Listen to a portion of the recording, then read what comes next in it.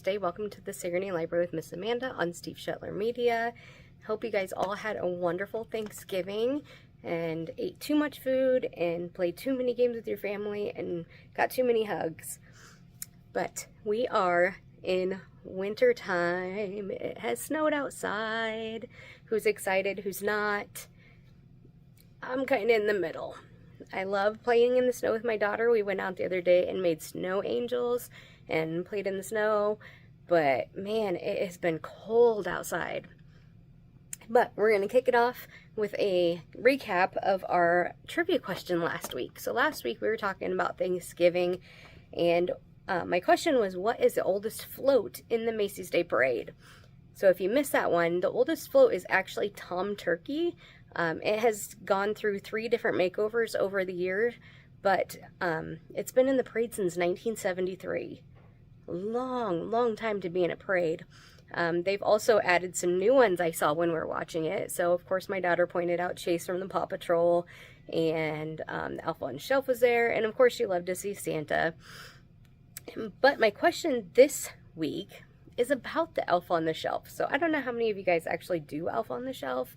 We don't in my house, but it's fun watching everybody else and what they come up with for ideas for their elves.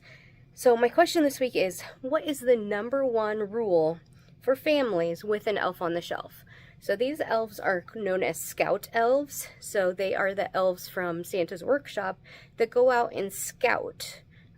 They make sure that the families that they are adopted by are looked after and loved and getting ready for Christmas. So what is the #1 rule, though? There's several rules. But the #1 rule we actually learned from some kids here. So we actually have an elf on the shelf here at the library. His name is Cupcake McSprinkles, and make sure you're on the lookout for him. Start December 1st is when our elf shows up. But we actually learned from one of the kids a couple years ago what this #1 rule is. So I'll tell you what the answer to that is at the end of my video today. Books you don't want to miss this week. All right, so I've heard so many things about this. I have not read it yet.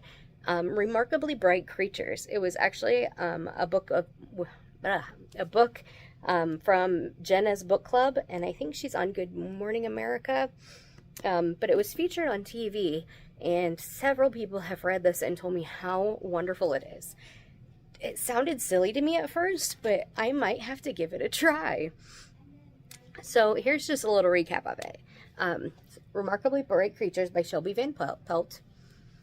So this is a charming, witty, and compulsively readable exploration of friendship, reckoning, and hope that traces a widow's unlikely connection with a giant Pacific octopus.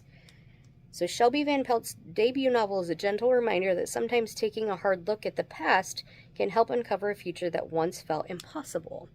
So the way that somebody told me about this was, it's about somebody who has a friendship with an octopus.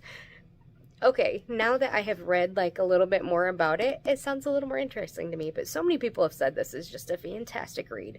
So if you want it, it is available today at the library. If you wait, it might not be. My second book you don't want to miss this week is by Jennifer Shiverani, and she has actually got a whole bunch of these quilting books out. This is called The Christmas Boutique, and it's just one of many in her series. And I'll just read you a little bit. 20 years after the publication of The Quilter's Apprentice, the novel that launched the beloved Elm Creek quilt series, Jennifer Shiverani, the author, returns with another delightful story of quilting and friendship, a captivating, heartwarming tale sure to become a holiday favorite. Words are hard today. Praised for her ability to craft a wonderful holiday mix of family legacy, reconciliation, and shared experiences, Shiverani once again rings in the festive season with this eagerly awaited addition to her beloved series. So this takes place just before Christmas, so right around this time. So this would be a great one to start reading now. And if you like this one, she's got several more in this series. Okay, upcoming programs. So last week we did the cutest turkey crafts with the toddlers. They were actually like little costumes. So we used a paper bag to make a turkey face, and they made turkey feathers, and they were going around the library like gobbling. It was hilarious. And then this last week, we made hot cocoa mugs, because what's better when you're outside playing in the cold than going inside and getting under a warm blanket with a cup of hot cocoa? Well, next week, we're going to be going over with the kids the importance of wearing the proper gear when it's cold outside. So we are actually going to be making some fluffy mittens, but we'll go over all of the different things that they have to wear this Christmas when it gets colder. December 16th, we will be doing our book club for the month, Topsy Turvy 12. And our holiday hours, we will be closed all day on the 25th on that Monday, but we will be open that 23rd on the Saturday. Breakfast with Santa is next weekend already. Oh my gosh, I should show you guys the library. Some Christmas magic happened, and somebody came in and hung just a ton of bulbs. Check this out. Look at the library, you guys. Holy ornaments. Yeah, it goes all the way around. Some holiday magic happened, and magically all these bulbs appeared. I won't tell the secret. It's holiday magic. But Breakfast with Santa is next Saturday, 8:30 to 10:30. Don't miss our silent auction online. We will have the items posted at our Breakfast with Santa, and then bidding ends the next day on Sunday. After school programs for December will be that following week, December 12th, 13th, and 14th. And then freezer meals we do not do in December, but we'll be back in January for our favorites. All right, questions that I have gotten a lot of lately is regarding our silent auction. So if you come in the library or go on our Facebook page, I'll have a QR code posted that will take you directly to where it is. If you can't find the QR code, go to the library's Facebook page, go to our events, and go under the silent auction. You will click that you are going, and then you will click under discussion. So there are two tabs at the top. I think the other one says about, and then another one says discussion. Go under discussion, and you will see all of the items we have posted. And we will continue posting as items come in. There's still several people that are going to bring me items, and several items that I have just photographed that I'm going to be adding later this afternoon. So keep an eye on for that. You have to be the highest bidder in the comments by 8 p.m. on Sunday, December 10th. So that last half hour gets a little crazy. So if you're really wanting something, make sure that you're paying attention and refreshing your page and watching the comments, because I will go by the... Sorry about that, having some technical difficulties. So the silent auction, I will go by the timestamp on the comments for the winning bid, and then we'll get a hold of the people who have won, or you can message us if you think you want an item. But that's how you bid on the silent auction. There's going to be a ton of stuff on there. There's 25 things on there already, and there's a whole bunch of video I took pictures of today that I'm going to be adding, and then there's several more that will be coming in throughout this week and next week. So make sure you are keeping up with all that and watching.